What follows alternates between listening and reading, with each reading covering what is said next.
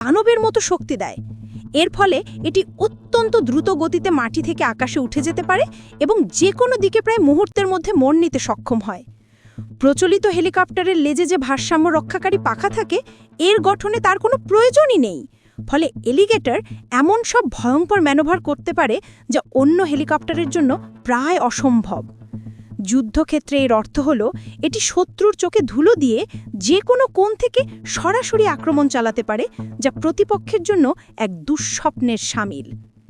KA-52 এলিগেটরের ককপিটও এর ভয়ঙ্করতার আরেকটি উদাহরণ। এখানে দুটি আসন রয়েছে, একজন পাইলট এবং তার পাশে আরেকজন অস্ত্র নিয়ন্ত্রণকারী কর্মকর্তা। তারা দুজনে মিলে একটি সমন্বিত মস্তিষ্ক হিসেবে কাজ করেন। যুদ্ধক্ষেত্রে জটিল পরিস্থিতিতে মুহূর্তের মধ্যে লক্ষ্যবস্তু নির্ধারণ করা, ক্ষেপণাস্ত্র ছোড়া এবং শত্রুর পাল্টা আক্রমণ থেকে